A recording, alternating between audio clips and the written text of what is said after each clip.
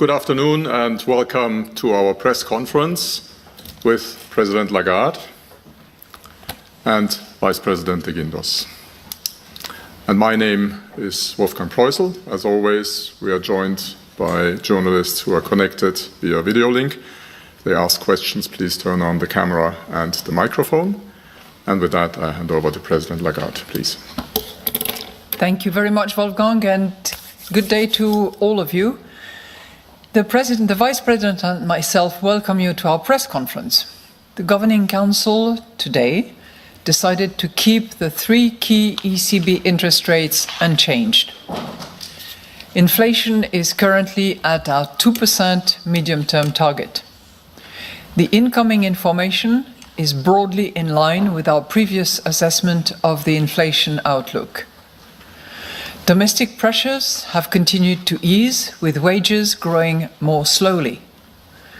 Partly reflecting our past interest rate cuts, the economy has so far proven resilient overall in a challenging global environment. At the same time, the environment remains exceptionally uncertain, especially because of trade disputes. We are determined to ensure that inflation stabilizes at our 2% target in the medium term. We will follow a data-dependent and meeting-by-meeting approach to determining the appropriate monetary policy stance. In particular, our interest rate decisions will be based on our assessment of the inflation outlook and the risks surrounding it in light of the incoming economic and financial data, as well as the dynamics of underlying inflation and the strength of monetary policy transmission. We are not pre-committing to a particular rate path. The decisions taken today are set out in a press release available on our website. And I will now outline in more detail how we see the economy and inflation developing, and will then explain our assessment of financial and monetary conditions. In the first quarter, the economy grew more strongly than expected.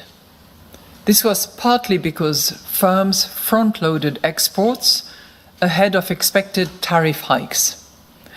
But growth was also bolstered by stronger private consumption and investment.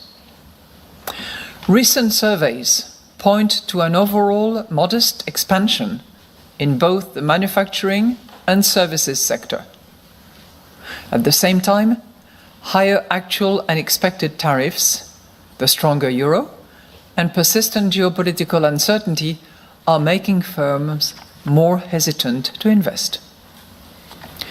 The robust labour market, rising real incomes, and solid private sector balance sheets continue to support consumption. Unemployment stood at 6.3% in May, close to its lowest level since the introduction of the euro. Easier financing conditions are underpinning domestic demand, including in the housing market. Over time, higher public investment in defence and infrastructure should also support growth. More than ever, the Governing Council considers it crucial to urgently strengthen the euro area and its economy in the present geopolitical environment. Fiscal and structural policies should make the economy more productive, competitive, and resilient. Governments should prioritize growth-enhancing structural reforms and strategic investment while ensuring sustainable public finances. It is important to complete the Savings and Investments Union and the Banking Union following a clear and ambitious timetable, and to rapidly establish the legislative framework for the potential introduction of the digital euro.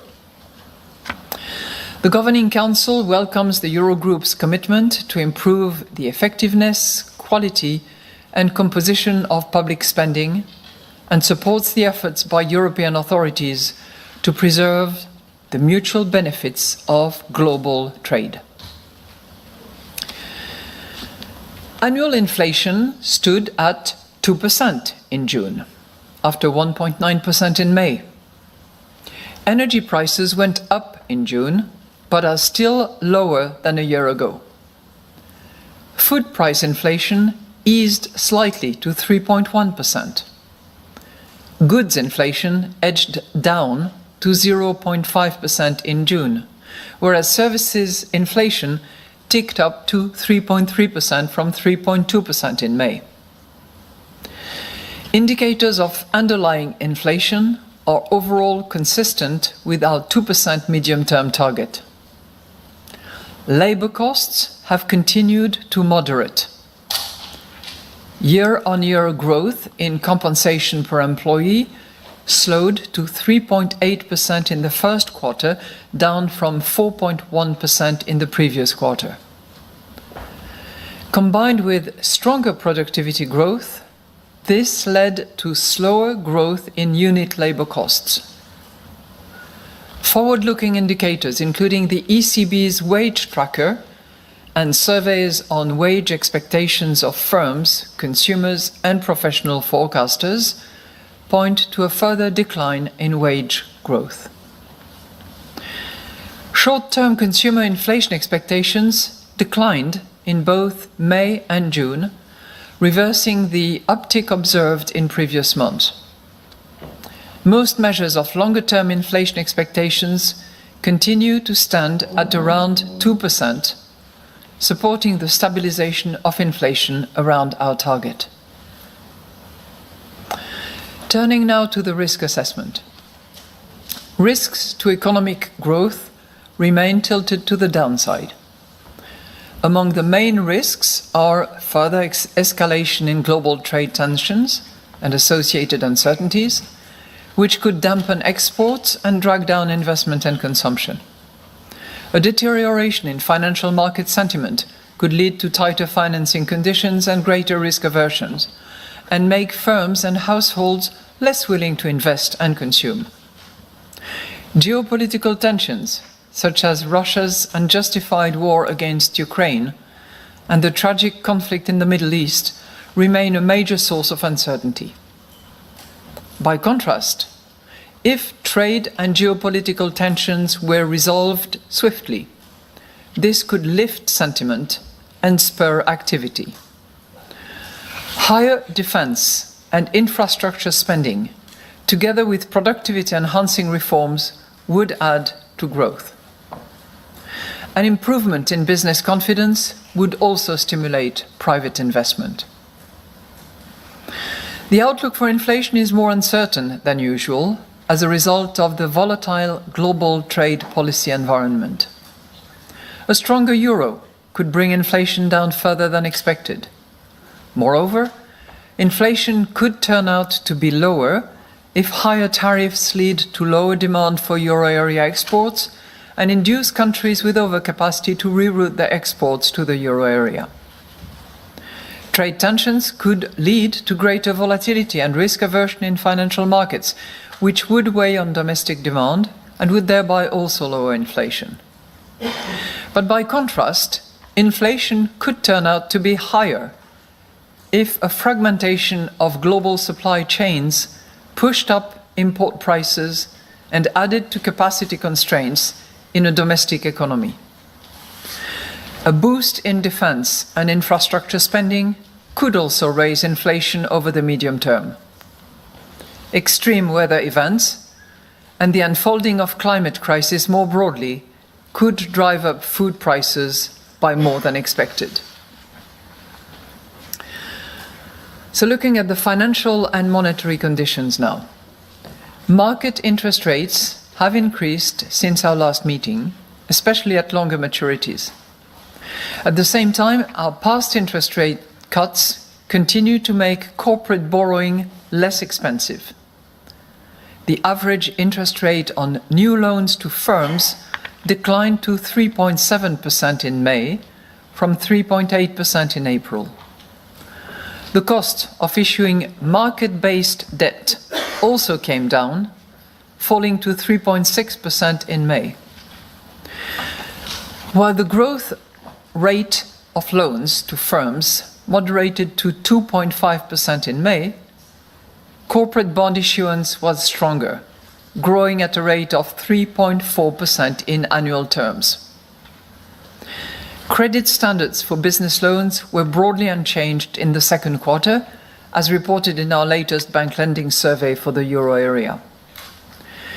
While banks' concerns about the economic risks faced by their customers had a tightening impact on credit standards, this was broadly offset by stronger competition among lenders. Meanwhile, firms' demand for credit increased slightly, benefiting from lower interest rates, but they remained cautious because of global uncertainty and trade tensions. The average interest rate on new mortgages has barely changed since the start of the year and stood at 3.3% in May. Growth in mortgage lending edged up to 2% in May in the context of a strong increase in demand, while credit standards tightened slightly in the second quarter. So in conclusion, the Governing Council today decided to keep the three key ECB interest rates unchanged. We are determined to ensure that inflation stabilizes at our 2% target in the medium term. We will follow a data-dependent and meeting-by-meeting approach to determining the appropriate monetary policy stance. Our interest rate decisions will be based on our assessment of the inflation outlook and the risks surrounding it in light of the incoming economic and financial data, as well as the dynamics of underlying inflation and the strength of monetary policy transmission. We are not pre-committing to a particular rate path. And in any case, we stand ready to adjust all of our instruments within our mandate to ensure that inflation stabilizes sustainably at our medium-term target and to preserve the smooth functioning of monetary policy transmission. And we are now ready to take your questions. And the first question goes to Annette Weisbach of CNBC. Annette, please.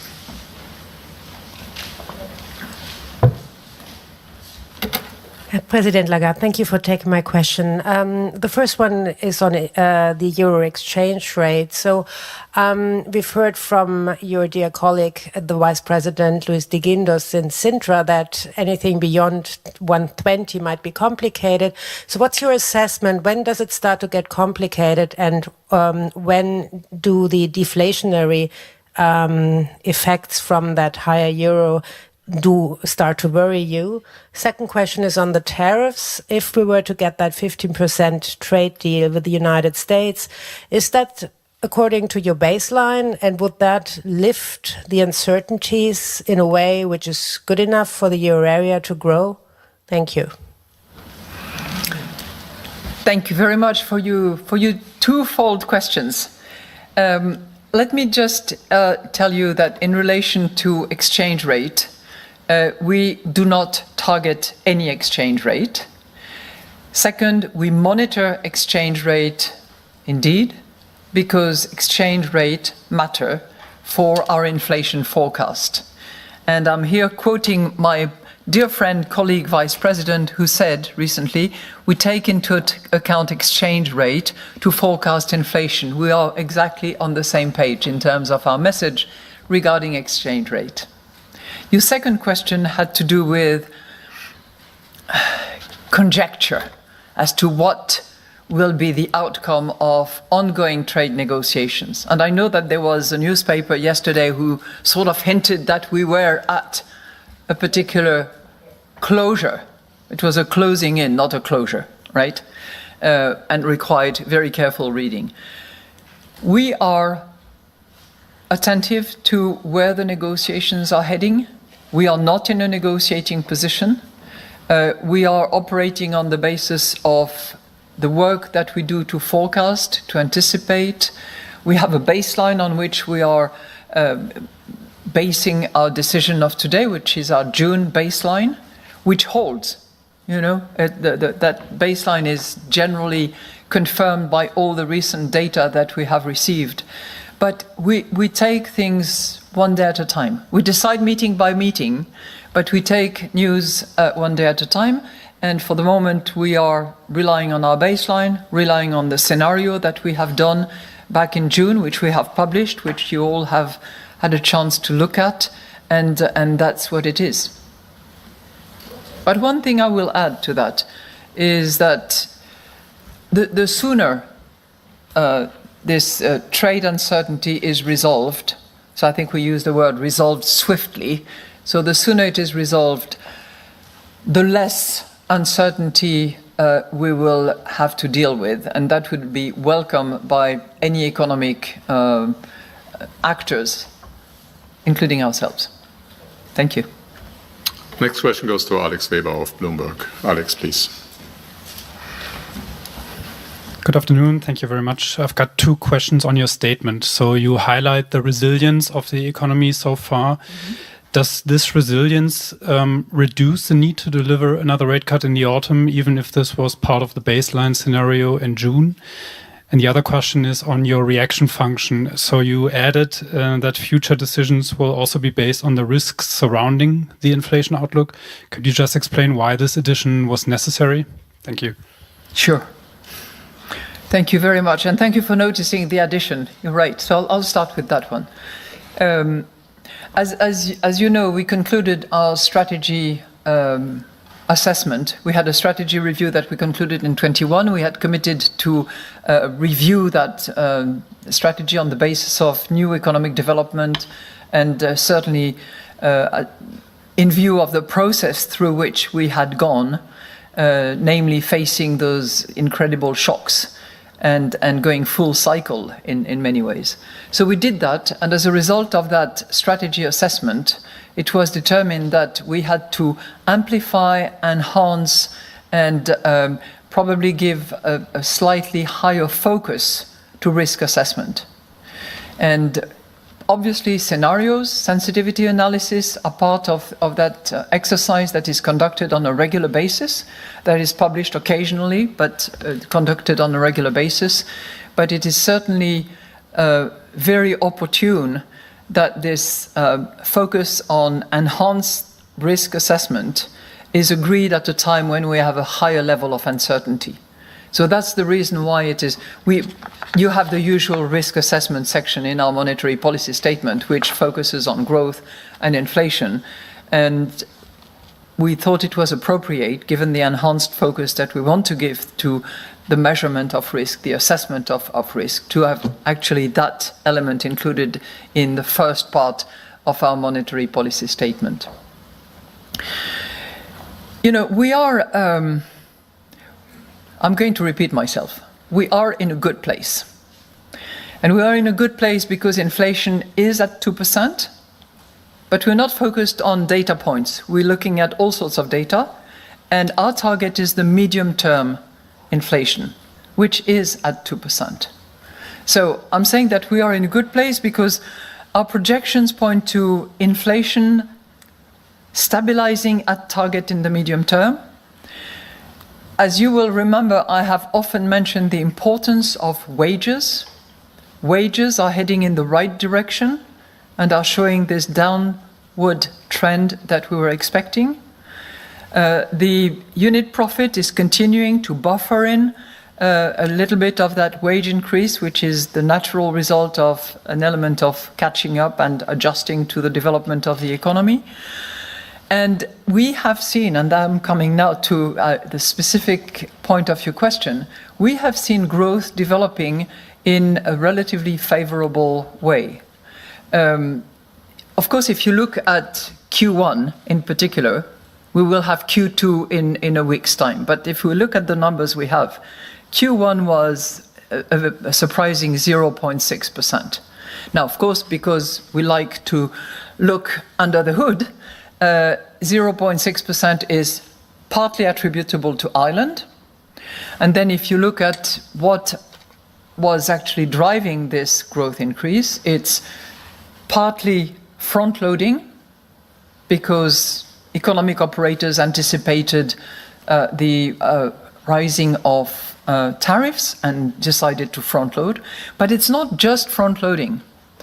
It's also increased consumption and increased investment, and not only attributable to Ireland, which is often an outlier for all sorts of intellectual property reasons and what have you. But so growth is developing mostly, if not a little better than in line with our expectations. So we are looking at development. As I said, you know, last time around, we are now confident that the inflationary shock of the past few years is now behind us. And our job now is to look at what's coming and to try to, first of all, wait, because there is a lot of elements that will pan out in the next few months, and see what impact it will have on our economy. Thank you. And the next question goes to Balázs Korányi of Reuters. Balázs, please. Good afternoon. Thank you for taking my questions. Two, of course. The first is about the risk of undershooting the target. Talking to some of your colleagues and reading more economist notes, it seems to me that there is a greater discussion about undershooting. In your discussion today, was there anything about this? Do you think over the last 6 weeks, the risk of below target inflation has increased?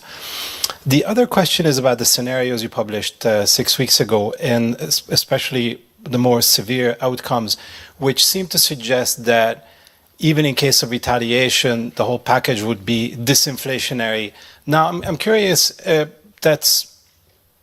is there consensus in the Governing Council about this, or is there perhaps still a discussion that such a scenario could turn out to be inflationary rather than disinflationary?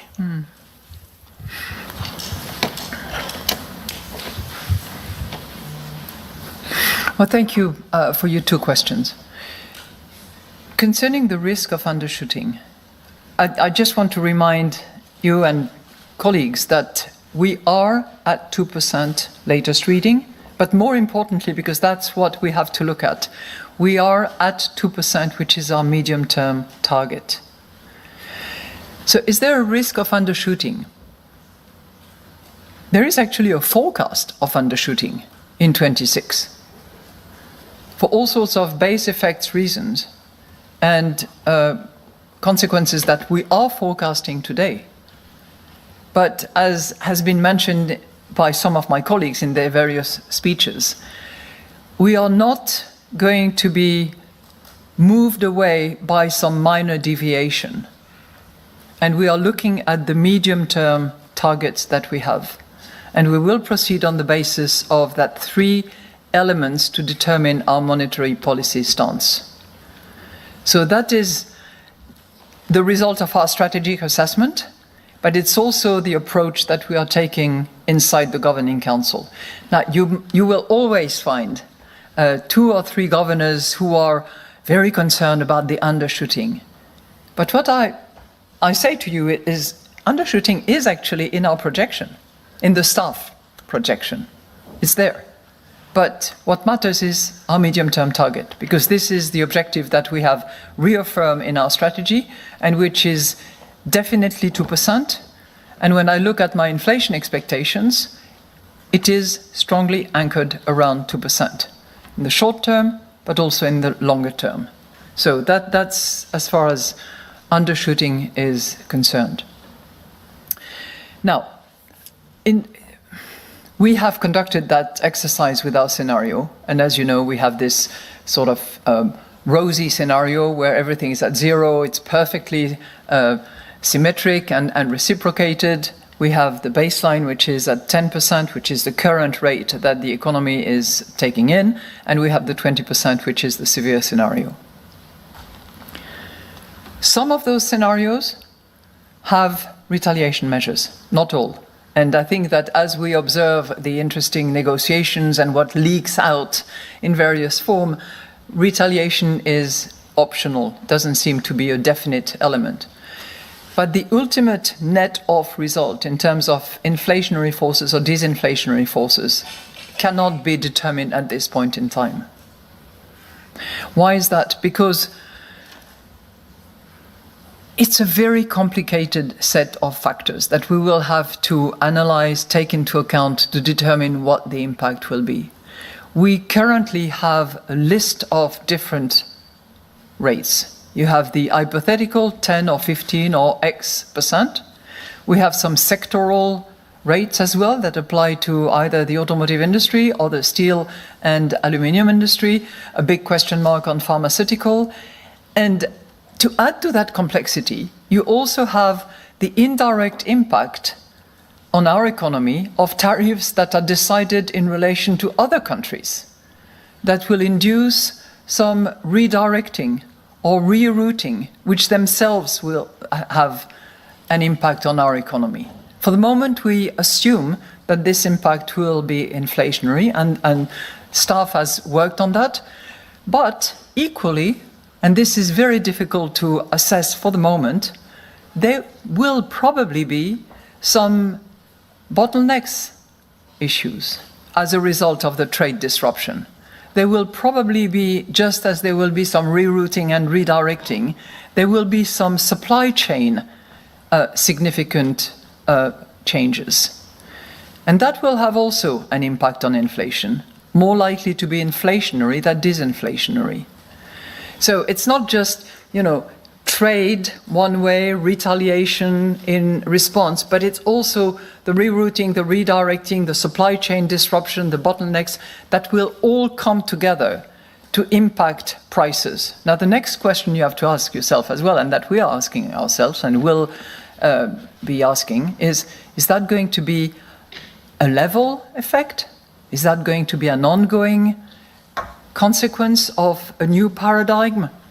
There is a lot of uncertainty out there. We are mindful of all that. We are going to monitor, factor in, model as much as we can. But at this point in time, conclusion is not, in my view, definite as to which of those forces will prevail.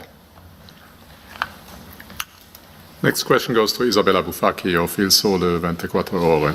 Isabella, please. Thank you for taking my question. Good afternoon.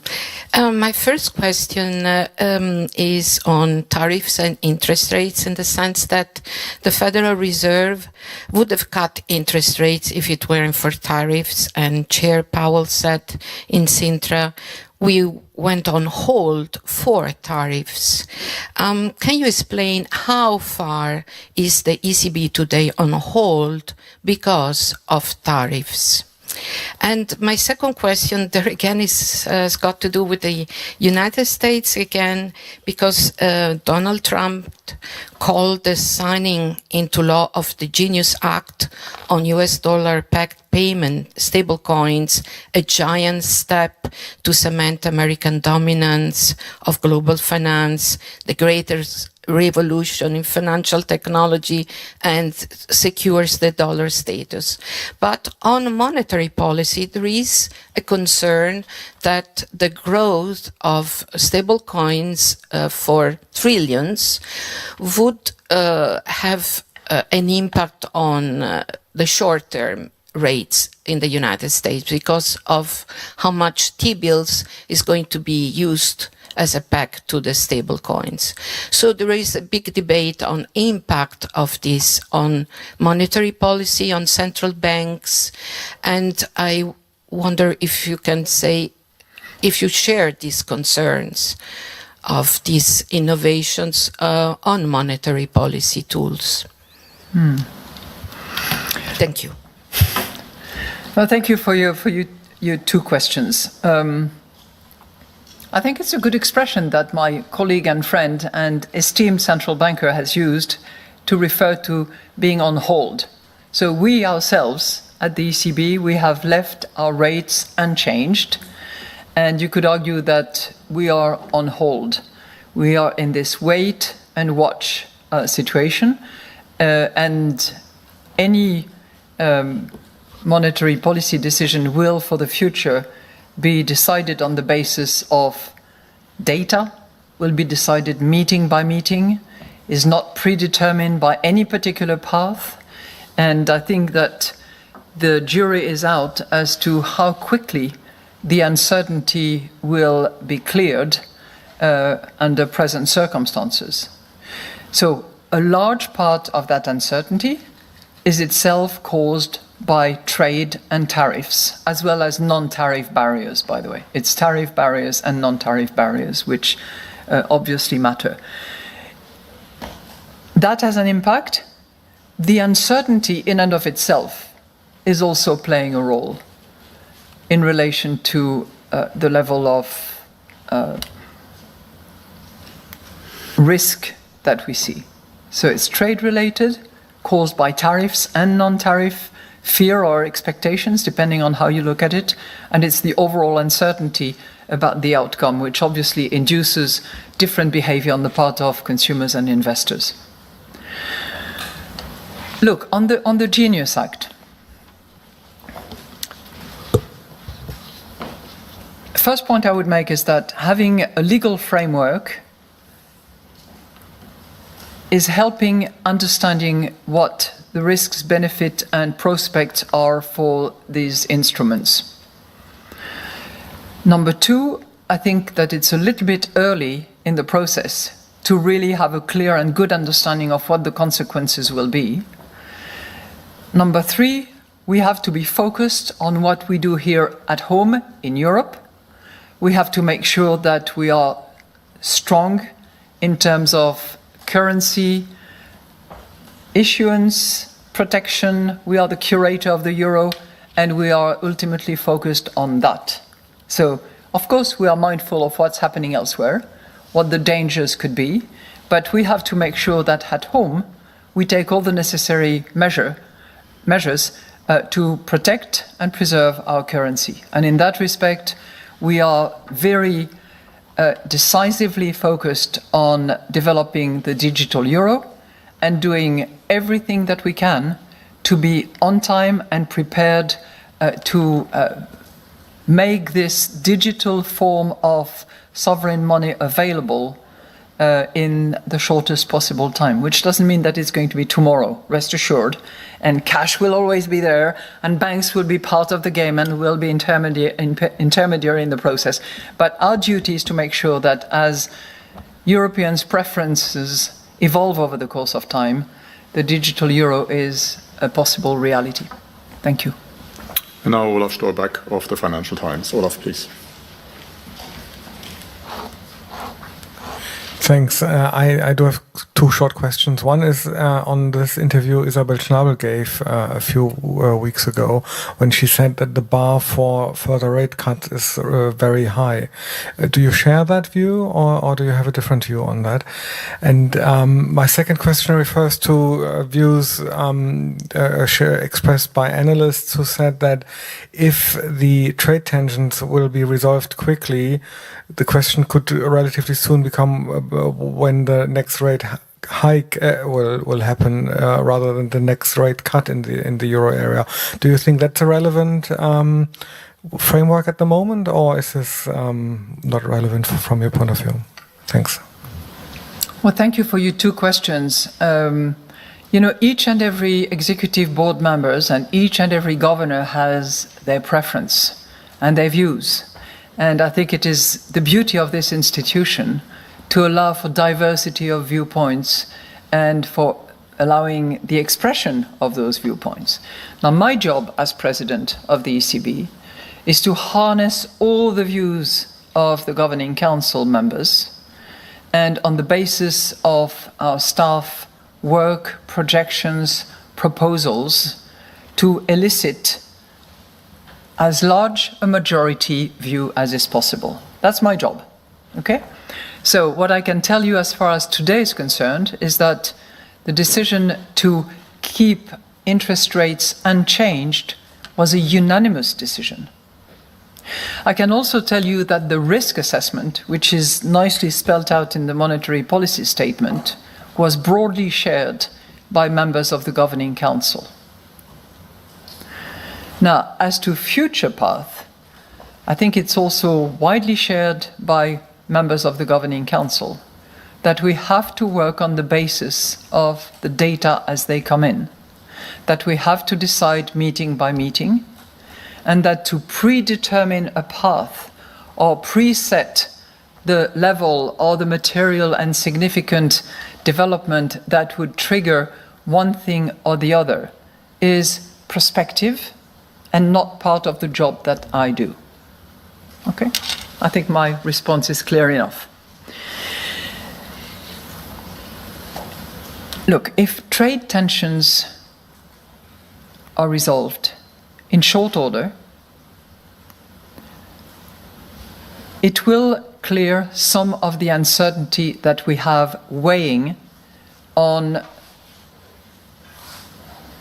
the decision-making of consumers, of investors, of enterprises, and it will, of course, help us as well anticipate and model what the outcome of those tariffs will be. Could it lead to different movements? Future will tell. Our work will tell. I would not exclude anything, for sure. Thank you. Next question goes to Santi Pignol of Market News International, MNI. Santi, please. Thank you. Good afternoon, Madame Lagarde. My question is, we are now less than a year from the time when reserves are expected to slip from excess to ample. My question is, are you happy that banks are in a position to deal with the reduced reserve? And is the ECB happy that all the tools are in place for any early signs to stress in the interbank market? Thank you. Yeah, I suppose you're talking about liquidity and the volume of liquidity. Yeah. Well, first of all, there is still plenty of liquidity in the system. The volume has reduced over the course of time, and it has reduced as a result of the reimbursement of TLTRO, which is now completed. It has reduced as a result of the discontinuation of reinvestment under the APP first and under the PEP second. But despite that, and the fact that our balance sheet reduces on a monthly basis, regularly, predictably, the volume of liquidity in the system is still north of 2 trillion euros. So to talk about limited liquidity in the system, I think is not the appropriate characterization. There is still plenty of liquidity. Added to which, there is probably more liquidity in the system than we had anticipated, because there has been less demand for banknotes, and that has an impact. And there are other technical reasons caused by the fact that governments eventually moved their own reserves away from the central bank to put them to better use somewhere else, which has, as a result, increased the volume of liquidity out there. But liquidity abound. Thank you. Next question goes to Carlo Boffa of Politico. Carlo, please. Hello, good afternoon. Thank you very much for taking my questions. I've got two. First one, the EPP lawmaker Fernando Navarrete, the parliament appointment for the digital euro, told Politico in an interview this week that the digital euro is a nuclear threat to force banks to act. Do you agree with the statement? And the second one is on the strategy review. Some analysts say that the bar for QE is now higher. Do you agree with this? And do you think it will have any influence on next year's assessment of the operational framework? Thank you. Thank you for your very perspective question. The latter one I'm not going to address, actually, because you are jumping ahead. We have a review of the operational framework that will come in due course in 2026. So we'll take those matters as they come. The operational framework has been approved a few months ago. Let us just see how things work, draw conclusions from that, and then we shall see when we reassess in due course and in due time, that is in 2026. Now, on your first question, I have a pretty simple understanding of what the digital euro is. And for me, this is the digital expression of cash, right? I mean, we all have cash. Well, most of you, I suppose. I do. I like cash, whether it takes the form of coins or banknotes. This is cash, and this is central bank money, if you will. It's sovereign money. But as technologies evolve over the course of time, and as the preference for payment evolves as a result, we need to respond to the demand of our European compatriots. And I see digital euro as the digital expression of cash. It's like digital cash. You can argue at the margin that in terms of, absolute privacy, we're not exactly on the same page. You could argue that the cost of cash is higher than blah, blah. But in essence, that's what it is. So to argue that digital cash is a nuclear bomb, I think that's a little bit over the top. We're not holding nuclear bombs in our pockets, as far as I know. Thank you. And the last question today goes to Mario Savova of the Bulgarian news agency BTA. Oh, I thought you had raised your hand. Sorry. Okay, well then it goes to Marta Pilar of Econostream, please. Thank you very much. Good afternoon. Thank you for taking my question.